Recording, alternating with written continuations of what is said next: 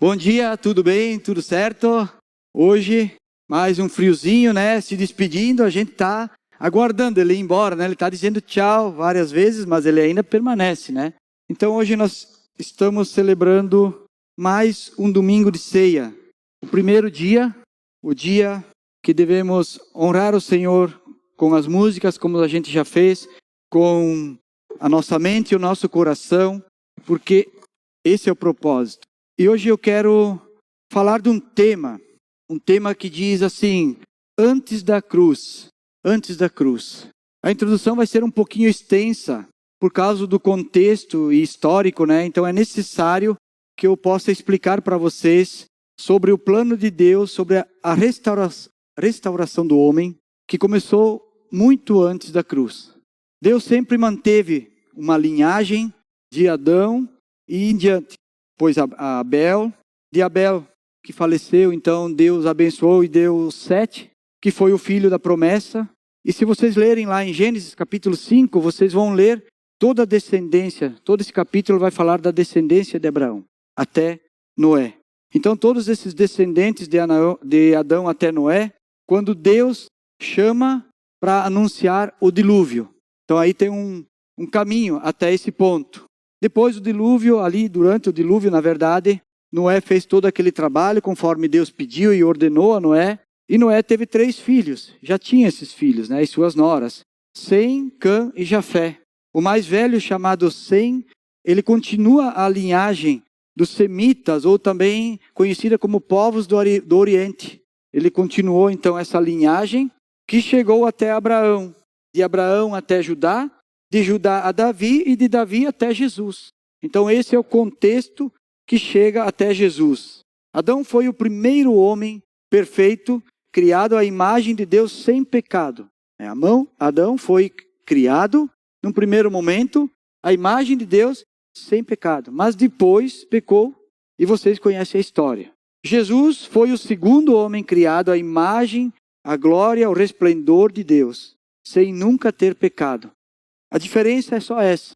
Adão também era a imagem, a glória e o resplendor de Deus, mas depois pecou. Jesus foi criado à imagem, a glória e o resplendor de Deus, sem nunca ter pecado. Por isso ele foi o único apto para cumprir plenamente a missão dada por Deus Pai. Só assim possibilitou a plena restauração do homem. Então Jesus foi esse único homem apto a cumprir esse propósito. Deus, tantas vezes, tantas tentativas de restaurar a humanidade, mas sempre foi reprovada. A humanidade foi reprovada em todas as tentativas. Deus envia Jesus para que pudesse cumprir esta tarefa árdua, mas desta vez com êxito. No último versículo do Evangelho de João, está escrito assim, João 21, 25, não precisa abrir lá, só vou citar. Jesus fez também muitas outras coisas, que se cada uma delas fosse escrita, penso que nem mesmo no mundo inteiro haveria espaço suficiente para os livros que seriam escritos. Esse versículo o Eduardo citou também domingo passado. Todas as coisas que Jesus fez. Muita obra Jesus fez. Mas então, Jesus fez tantas coisas como lemos, mas eu só quero destacar aqui 3 pontos. Os 3 pontos mais importantes, as 3 tarefas mais difíceis de serem cumpridas por Jesus enquanto ele estava na terra. E a primeira tarefa mais difícil foi a preparação para o julgamento, condenação e flagelo que ele sofreria na cruz. Essa foi uma tarefa muito difícil, muito difícil. Jesus sabia que esse dia iria chegar. Jesus sabia. Imagine você saber o dia e a hora do seu sofrimento.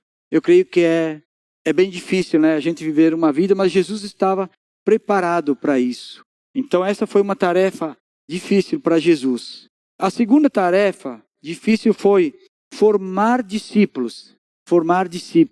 Cabeça duras, por sinal, né? Formar discípulos, formar sucessores, substitutos de Jesus. Essa também foi uma tarefa difícil. Que todos que Jesus chamou, seguiram, fizeram aquilo que Jesus pediu, mas teve muitos problemas nesse andar. Teve alguns conflitos, algumas incertezas, algumas dúvidas. e assim por diante. Então é difícil formar discípulos, mas Jesus cumpriu essa tarefa também. E a terceira tarefa, eu creio que a mais difícil também, eu não sei qual é a mais difícil aqui, mas creio que muito difícil, foi convencer os judeus, samaritanos, galileus, romanos, gregos, hebreus, etc., todo aquele povo, que todos estes eram pecadores e que todos precisavam do evangelho. Essa foi uma tarefa árdua para Jesus. Jesus veio como descendente dos judeus e tentou abrir a mente deles, e vocês conhecem a história.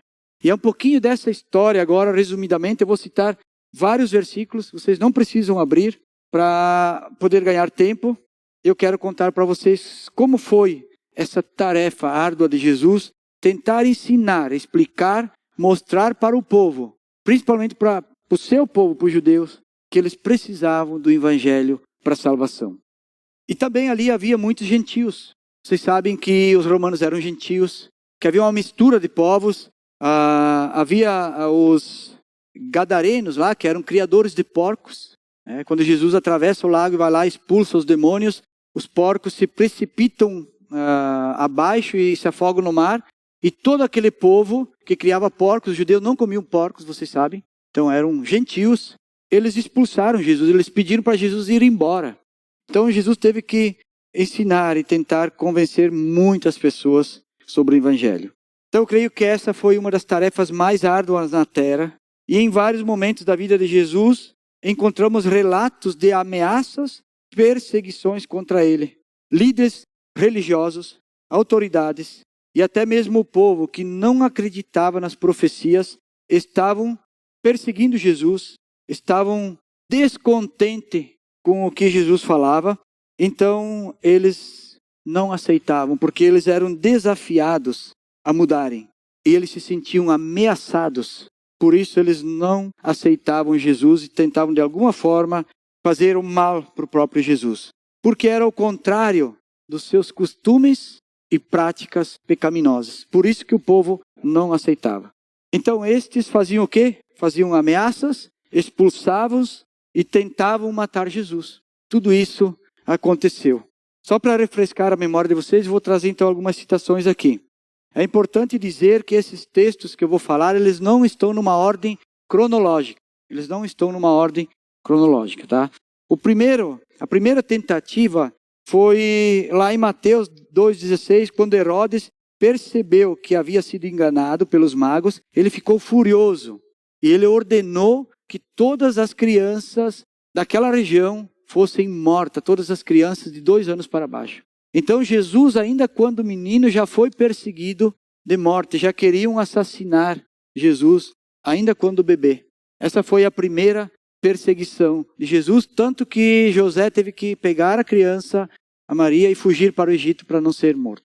Tentativa de apedrejamento. João capítulo 8 vai falar em vários lugares. João capítulo 10 diz assim: respondeu Jesus: eu lhes afirmo que antes de Abraão nascer, eu sou. Então eles apanharam pedras para apedrejá-los. Mas Jesus escondeu-se e saiu do templo. Aqui Jesus faz uma afirmação dizendo que ele era antes de Abraão, porque ele estava lá junto com o pai, lá na criação. E eu sou, para os judeus, era conhecido como o Deus, o grande Deus. O Deus que eles conheciam durante todo o tempo. Então eles acharam uma ofensa a isso e começaram a querer apedrejá-lo. No capítulo 10, Jesus respondeu: eu já lhes disse, mas vocês não creem. As obras que eu realizo em nome do meu Pai falam por mim, mas vocês não creem, porque não são minhas ovelhas. Eu e o Pai somos um. E aí vai dizer assim: novamente os judeus pegaram as pedras para apedrejá-lo. Mas Jesus lhes disse: eu lhes mostrei muitas boas obras da parte do Pai. Por qual delas vocês querem me apedrejar? Por qual delas? Eu estou fazendo o bem aqui, vocês querem me matar por qual dessas obras? Pelo bem que eu fiz. Outras tentativas de matar Jesus. Em João capítulo 7, versículo 1. Depois disso, Jesus percorreu a Galileia, mantendo-se deliberadamente longe da Judeia, porque ali os judeus procuravam tirar-lhe a vida. Então Jesus teve que fugir da Judeia, porque ali ele estava correndo risco de vida, eles queriam matar ele. Eu podia trazer aqui muitos textos sobre esse assunto. Se vocês lerem todos os evangelhos, vocês vão ver que tem muitos lugares que atentam contra a vida de Jesus. Depois teve uma ameaça em Cafarnaum, fala lá em Marcos, no capítulo 3. Então os fariseus saíram e começaram a conspirar com os herodianos contra Jesus sobre como poderiam matá-lo. Então eles estavam em todo momento conspirando, armando um plano, tentando de alguma forma matar Jesus. Em Nazaré, aonde Jesus foi criado, ele vai à sinagoga e lá ele lê o rolo de Isaías. Vocês lembram dessa passagem? E ensina que ali estava se cumprindo a profecia sobre ele mesmo.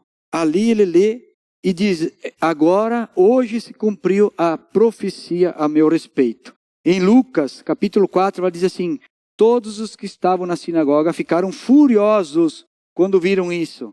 Levantaram-se e expulsaram-no da cidade e o levaram até o topo da colina sobre o qual construíram a cidade, a fim de atirá-lo precipício abaixo. Mas Jesus passou por entre eles e se retirou. Então aqui todos que estavam lá na sinagoga ficaram furiosos. Levaram Jesus até a montanha e queriam jogar ele para baixo. Queriam que ele morresse ou que ele se machucasse de alguma maneira. Queriam causar mal para ele. Então aqui houve mais uma tentativa de assassinato. Várias vezes esses judeus, galileus, romanos e tantos outros tentaram contra a vida de Jesus. Muitas vezes. Sem falar nas tentativas de prendê-lo. Muitas vezes eles queriam prendê-lo. Tanto que teve um momento que eles mandaram os guardas, os sacerdotes mandaram os guardas, e os guardas ouviram Jesus falar e voltaram e disseram, não, mas ele fala com sabedoria. E não tiveram coragem de prender. E aí são criticados pelos próprios sacerdotes. Mas ainda faltava mais uma coisa ainda. Fizeram contra Jesus, que era o quê? A traição e a prisão. E isso ainda faltava. Mateus 26 vai dizer isso. Enquanto ele ainda falava, chegou Judas, um dos 12, daqueles discípulos difíceis, um dos 12, e com ele estava uma grande multidão armada de espadas e varas, enviado pelos chefes dos sacerdotes e líderes religiosos do povo. O traidor havia combinado um sinal com eles, dizendo-lhe, aquele em quem eu saudar com um beijo é ele, prendo-no. E dirigindo-se imediatamente a Jesus, Judas disse, salve mestre, e o beijou. Agora sim, eu gostaria que a gente abrisse a Bíblia em João, capítulo 8, versículo 12, porque João começa daqui para frente. Fica mais claro aqui no Evangelho de João. Vai estar na tela para vocês ali, João, capítulo 18, versículo 12, 13 e 14. Assim, o destacamento de soldados com os seus comandantes e os guardas dos judeus prenderam Jesus, amarraram-no e o levaram primeiramente a Anás, que era o sogro de Caifás, o sumo sacerdote naquele ano. Versículo 14. Caifás era quem tinha dito aos judeus que seria bom que um homem morresse pelo povo.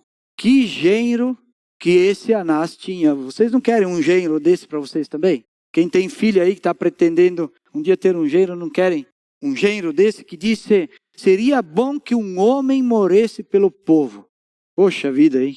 Que declaração. A forma desse sacerdote, desse homem se promover, seria matar alguém. Matar um profeta, matar alguém importante e dar como presente ao povo. Que conspiração contra Jesus. Daqui em diante vocês conhecem a história, né? Foi levado de um lado para outro, acusações falsas, julgamento, condenação e a crucificação. Foi isso que aconteceu com Jesus. Esta foi a introdução que falei que era um pouco extensa sobre o que Jesus sofreu na terra para cumprir o seu ministério, para cumprir as suas tarefas. Mas agora eu quero estudar com vocês então Mateus 23. Abram suas Bíblias em Mateus 23, nós vamos ler do 29 ao 39. Na verdade eu vou ler conforme eu vou explicando, não vou ler todo o texto de uma vez, vamos indo na sequência. Aqui, esse capítulo, Jesus está chegando ao final já do seu ministério terreno. E se vocês lerem todo esse capítulo 23, vocês podem ler em casa depois, ali Jesus começa sempre dizendo, ai de vocês, Ai de vocês que limpam o exterior do copo, mas por dentro está sujo. Ai de vocês que passam cal nos túmulos, né? Caiavam os túmulos, mas por dentro está cheio de imundícia. Eles pintavam os túmulos, né? Como se faz no Dia dos Mortos, na nossa cultura ainda. Passava uma tinta, um cal, mas por dentro havia só imundícia. E Jesus vai falando vários ais, sempre de uma forma direcionado aos mestres da lei e aos fariseus hipócritas. Então ele diz no 29 exatamente isso. Ai de vocês, mestres da lei e fariseus hipócritas. Vocês edificam os túmulos dos profetas e adornam os monumentos dos justos. E dizem, se tivéssemos vivido no tempo dos nossos antepassados, não teríamos tomado parte com eles no derramamento de sangue dos profetas. Assim, verso 31, vocês testemunham contra si mesmos que são descendentes dos que assassinaram os profetas e acabam, pois, de encher a medida do pecado dos seus antepassados. Por que Jesus fala que eles encheram a medida dos pecados dos seus antepassados? Porque eles estavam tentando de todas as formas achar um meio de matar Jesus. Estavam mentindo, estavam sendo falsos. E para eles, Jesus era só um profeta. Jesus era considerado um profeta entre eles, no máximo um profeta. Então eles estavam conspirando contra Jesus. Eles queriam fazer a mesma coisa que os seus antepassados fizeram. A mesma coisa, por isso que eles encheram a medida do pecado. E aí no verso 33, Jesus vai dizer assim, serpente, raça de víboras, como vocês escaparão da condenação do inferno? Jesus foi duro com eles, porque eles estavam se fazendo de santinhos, dizendo, não, nós não faríamos essas coisas. Nós cumprimos a lei, nós não somos pecadores. Os nossos antepassados, coitadinho deles, eles não foram instruídos, eles eram ignorantes, eles não tiveram faculdade, então eles não entenderam. Mas nós não, nós vamos cumprir. Nós vamos cumprir toda a lei e não vamos atentar contra o Senhor. Mentira, estavam enganando. Na verdade, estavam sendo enganados, né? O 34, ele diz, por isso eu lhes estou enviando profetas, sábios e mestres. A um vocês matarão e crucificarão, e a outros açoitarão nas sinagogas de vocês e perseguirão de cidade em cidade. Jesus aqui está falando dos apóstolos, dos seus discípulos que ficaram depois, queriam ficar depois de Jesus. Por quê? Esses apóstolos, eles eram mestres, eles ensinavam o evangelho, eles ensinavam a palavra, eles eram profetas, porque através deles foi completado o cânon, a Bíblia. Através deles, eles eram profetas. E sábios porque eles viviam e andavam no Espírito Santo. Eles estavam cheios do Espírito Santo. E uma pessoa cheia do Espírito Santo é sábia. Por isso, os apóstolos eram tudo isso. Eles eram profetas, mestres porque ensinavam e sábios porque andavam cheios do Espírito Santo. Em Efésios 4:11, também foi citado aqui pelo Eduardo no domingo passado, ele designou alguns para apóstolos, outros para profetas, outros para evangelistas, outros para pastores e mestres, com o fim de preparar os santos para a obra do ministério, para que o corpo de Cristo seja edificado. E Jesus está dizendo, a uns vocês matarão, a outros crucificarão, a outros açoitarão nas sinagogas de vocês, e a muitos outros vocês perseguirão de cidade em cidade. São esses que Jesus falou que viriam depois dele. E não só aqueles discípulos, só os apóstolos, mas muitos outros que vieram na sequência. No verso 35 ele dizia assim, sobre vocês recairá todo o sangue justo derramado na terra, desde o justo Abel, por isso que eu falei do princípio lá, da história, né? Do justo Abel até o sangue de Zacarias, filho de Baraquias, a quem vocês assassinaram entre o santuário e o altar. Então aqui Jesus, ele se refere a todos os profetas do Velho Testamento, que eles assassinaram, desde Abel, que era profeta, até Zacarias. Esse Zacarias não é o marido de Isabel, que era um sacerdote levita e que é o pai de João Batista. Só para ficar bem claro, tá? Então, eles assassinaram todos estes. E Jesus está falando que eles anularam todas as tentativas de Deus Pai da restauração do homem. Simplesmente eles anularam, matando os profetas e não crendo nos próprios profetas, naqueles que foram enviados. Aí no 36, Jesus diz assim: eu lhes asseguro que tudo isso sobrevirá a esta geração. Jesus está falando uma profecia agora, falando da destruição do templo 70 anos depois de Cristo, a queima do templo e a retirada da glória e da bênção de Deus do templo, que era o orgulho de Israel. Era o orgulho para eles.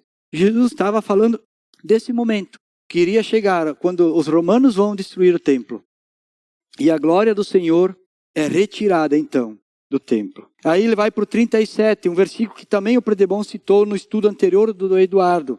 Jerusalém, Jerusalém, vocês que matam os profetas e apedrejam aqueles que são enviados. Quantas vezes eu quis reunir os seus filhos como a galinha reúne os seus pintinhos debaixo das asas. Mas vocês não quiseram.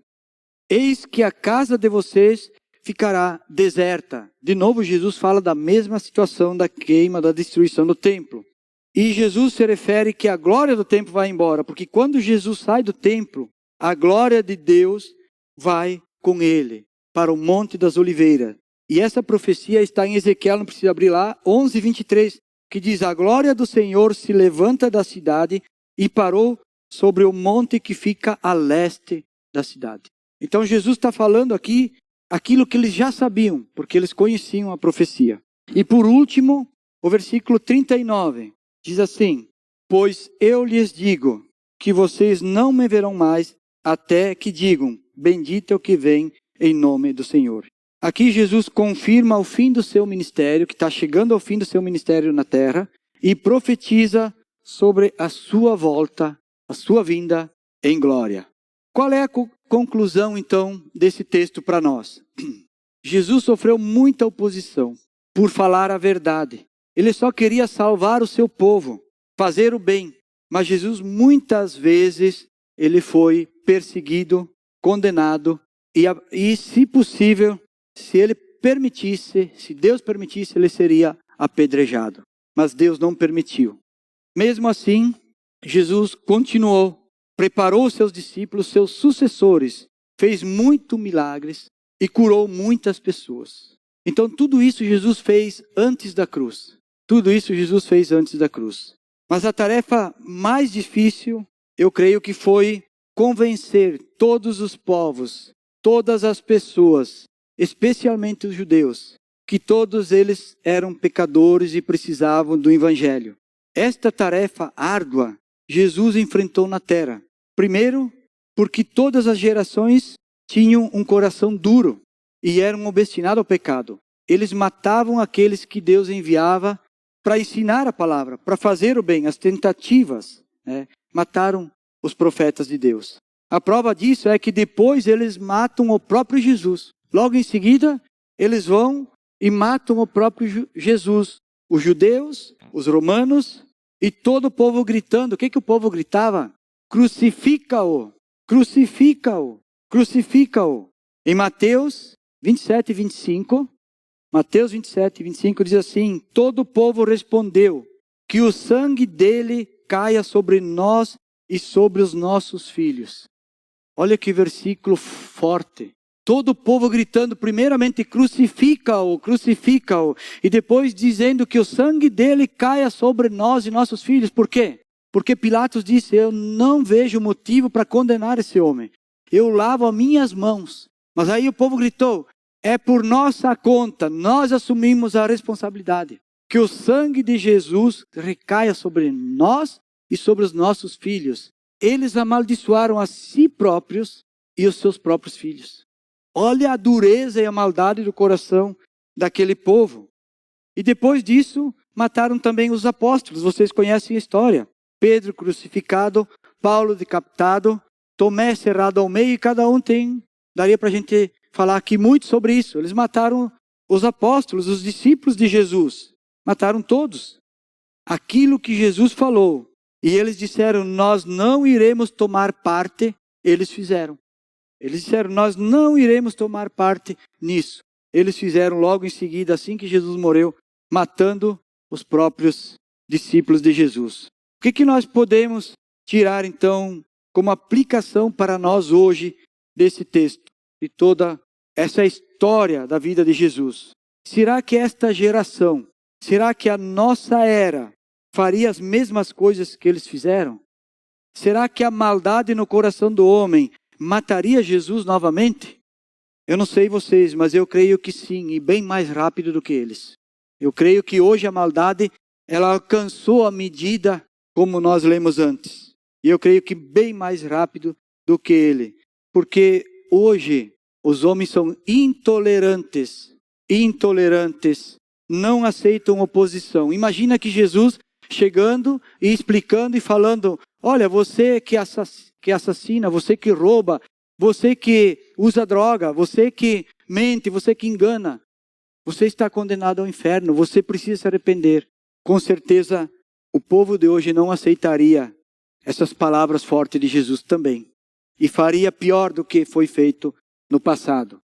Porém, hoje não é mais difícil, não é mais possível matar o corpo de Jesus.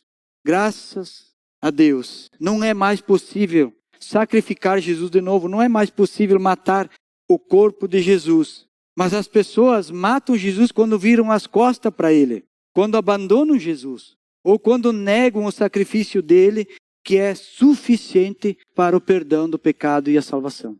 Dessa forma, muitos matam Jesus, porque não é só matando o corpo que se mata alguém. Eu posso matar uma pessoa no meu coração esquecendo aquela pessoa. Vocês já ouviram história de famílias, de pais e filhos ou irmãos que dizem assim que o meu pai é como se tivesse morrido para mim. Não falo mais com ele. Não quero saber nada sobre a vida dele. Isso é uma forma de matar também. E muitos que abandonam Jesus e negam Jesus estão matando o próprio Jesus novamente. A segunda tarefa árdua de Jesus foi preparar discípulos, como eu já disse. Mas deu certo. Deu certo. Os discípulos cumpriram a sua missão e fizeram outros discípulos. O fato é que hoje nós estamos aqui. Valeu a pena. Aliás, todas as tarefas de Jesus deu certo. Todas valeu a pena ele cumprir. Mas essa também, os discípulos fizeram a sua obra e não mediram esforços ao ponto de serem mártires também. E hoje nós estamos aqui. E essa é a nossa missão também. Ir e fazer discípulos. Está lá em Mateus 19:20, que diz: vão e façam discípulos de todas as nações, batizando em nome do Pai, do Filho e do Espírito Santo, e ensinando tudo aquilo que eu lhes ordenei. É isso.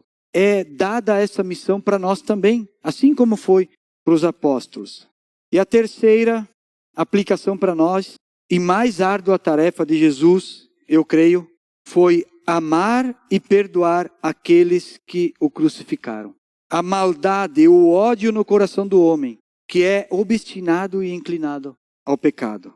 Então a pergunta para mim e para você é: como eu tenho entendido o Evangelho? Como eu tenho vivido o Evangelho? Essa é a pergunta para nós. Quanto eu estou disposto a gastar tempo, energia, dinheiro, se for necessário, para fazer mais um discípulo que seja? Mais um. O quanto eu estou comprometido com isso? Eu creio que hoje, como nos tempos de Jesus e dos seus discípulos, a tarefa continua sendo árdua. Porque as pessoas, elas não querem saber do Evangelho, elas não querem ouvir. Há muita oposição, há muita mentira, há muito engano no nosso tempo. Mas nós não podemos desistir. Nós não podemos deixar de lado essa missão que também foi passada a mim e a você. Idem e façam discípulos. Caso contrário, não faria sentido eu e você, nós estarmos ainda na terra. Não faria nenhum sentido, porque nós já podíamos estar lá junto com Jesus. Se eu não estou aqui para falar do Evangelho, para testemunhar de Cristo, para ensinar aqueles que ainda não ouviram, entender que precisam da salvação, não faria sentido eu continuar vivendo na terra. Então todas essas obras, essas tarefas foram antes da cruz de Cristo. Jesus preparou e fez tudo isso para que hoje a gente tivesse esse mesmo entendimento e essa palavra. Mas Jesus fez mais uma coisa antes da cruz. E essa Eu vou pedir para que vocês abram a Bíblia em Lucas, capítulo 22. E nós vamos ler do 7 até o 20. Lucas 22, do 7 ao 20. Essa foi uma das últimas tarefas de Jesus a serem cumprida antes da sua crucificação.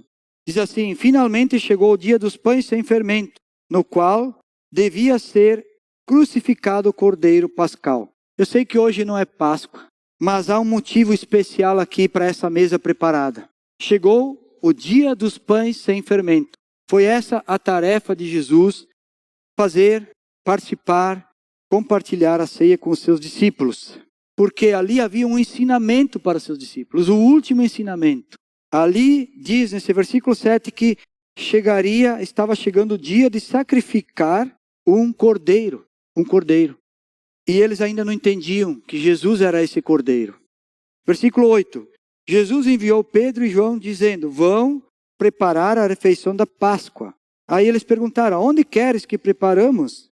Versículo 10. Ele respondeu: ao entrarem na cidade, vocês encontrarão um homem carregando um pote de água. Uma jarra d'água. Uma jarra d'água. Era necessária a jarra d'água, porque Jesus lavou os pés dos discípulos também antes da ceia. Sigam-no até a casa em que ele entrar. Versículo 11. E digam ao dono da casa: o mestre pergunta: aonde é o salão de hóspedes no qual poderei comer a Páscoa com os meus discípulos? Ele lhes mostrará uma ampla sala no andar superior, toda mobiliada. Façam ali os preparativos. Aqui não se sabe que tipo de móveis havia naquela época. Não dá para dizer o que seria toda mobiliada. Mas com certeza havia uma mesa. Porque em outras passagens diz que eles se reclinaram à mesa. Então, cremos que havia outras coisas também. Eles saíram e encontraram como Jesus lhes tinha dito. E então prepararam a Páscoa. Quando chegou a hora, Jesus e os seus apóstolos reclinaram-se à mesa. É o que eu já falei. Fala em outros evangelhos também. Ele lhes disse: desejei ansiosamente comer esta Páscoa com vocês antes de sofrer. Pois eu lhes digo, não comerei dela novamente até que se cumpra o reino de Deus. Esse era um momento de muita dor, talvez no coração, eu creio, de Jesus, sabendo que eram os últimos minutos dele, da vida dele, mas ele fala palavras fortes e profundas para que os seus discípulos jamais esqueçam. Recebendo um cálice, ele deu graças e disse: tomem isso e partilhem uns com os outros. Ele já ensina aqui que eles deviam partilhar as coisas uns com os outros. Pois eu lhes digo que não beberei outra vez do fruto da videira até que venha o reino de Deus. Aqui Jesus está falando da sua morte e da sua ressurreição. O reino de Deus já havia chegado e assim que ele ressuscita, completa esse reino na sua ressurreição. Então Jesus tomou um cálice, não se sabe, de que era, mas uma ideia, uma taça, e deu graças e compartilhou com seus discípulos. Ó Deus, louvamos e agradecemos, porque essa aliança é permanente, essa aliança não será quebrada, Deus. E nós temos a esperança da vida eterna. Obrigado por tudo aquilo que o teu Filho amado, Jesus, fez por nós, por toda a obra que ele realizou na terra em nosso favor. Nós não merecíamos, Senhor, mas o Senhor, por amor, permitiu todo esse sofrimento e hoje estamos aqui louvando e adorando o Senhor. Em nome de Jesus Cristo. Amém.